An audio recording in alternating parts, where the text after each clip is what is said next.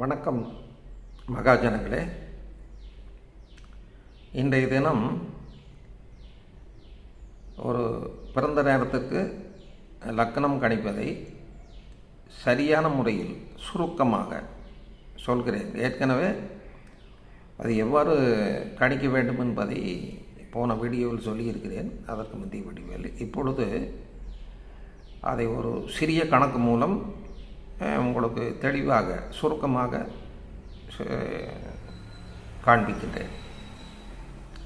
இன்று மார்கழி 3, 2024 கோவையில் 7 மணிக்கு ஒரு குழந்தை ஜனனம் என்று வைத்துக்கொள்வோம்.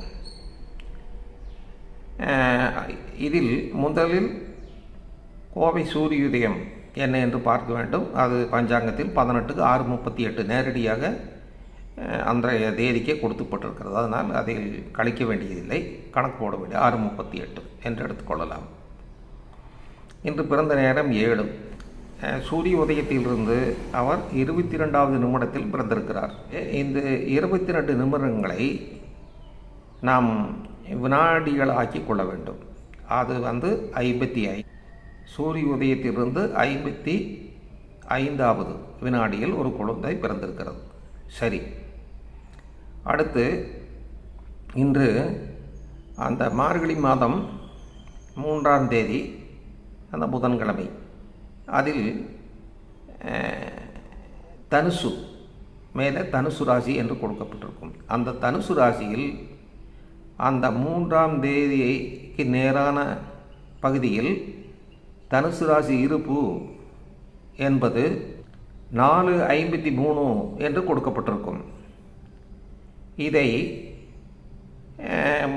வினாடிகளாக மாற்றினால் 293 என்று வரும். இது இப்படியே இருக்கட்டும். அடுத்தது இந்த ராசிமான சங்கிகை, அதில் தட்சணாயனம் தனுசு ராசி, அது 11 டிகிரிக்கு நேராக எவ்வளவு கொடுக்கப்பட்டிருக்கிறது என்று பார்த்தால் 5:26 நாளிகை 5:24 வினாடி. இதை நாம் நேரடியாக வினாடிகளாக மாற்றினால் 326. இதையும் வைத்துக் கொள்ளுங்கள். அடுத்தது இந்த மொத்த நாளிகை 326இல் இன்றைய கொடுக்கப்பட்ட அந்த ராசி மீதம் 293. அதை கழித்தால் மீதம் வருவது 33. இந்த 33 என்பது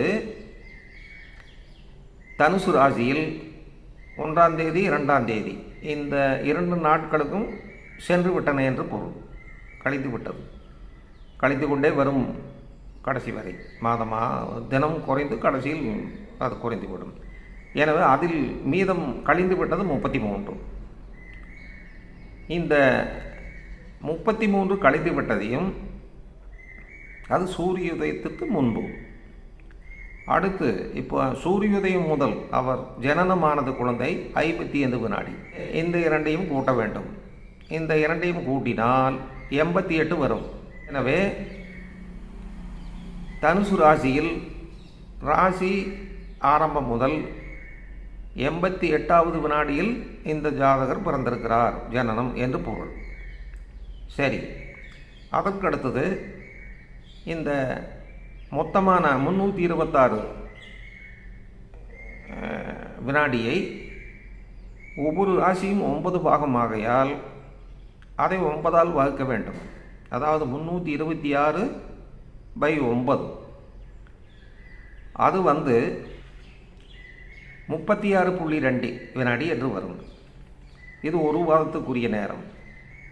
அந்த தனுசு ராசியில் இந்த ஜாதகர் ஜனனமானது 88 வினாடி, ஒரு பாதத்திற்கு 36.2. எனவே அந்த 88இல் இதை ஒவ்வொரு பாதங்களாக கழிக்க இதில் 2 பாகம் கழிவிடும். 2 பாகம் கழித்துவிடும். 3வது மீதம் இருக்கும். 15.6 என்று 2 போக மீதி மிச்சம் இருக்கும்.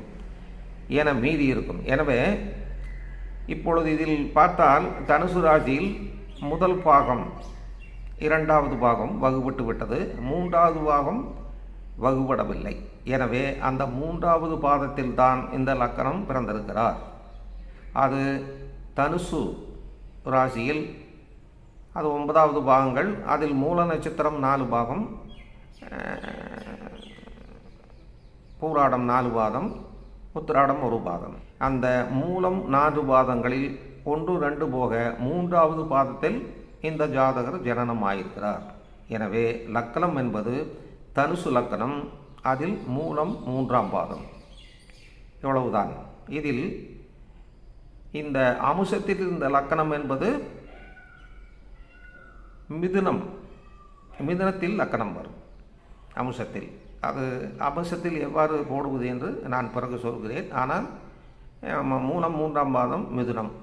எனவே இந்த ஜாதகர் பிறந்தது தனுசு லக்கணம், மூலம் 3ஆம் பாதம், அது அம்சத்தில் மிதுனம். சரி, அடுத்து இந்த திசையிருப்பையும் எவ்வாறு கண்டறிதல் என்பதை நாளை நாம் இதேபோல் கணக்கிட்டு விரிவாக காட்டுகிறேன். நன்றி, வணக்கம். மீண்டும் சந்திப்போம்.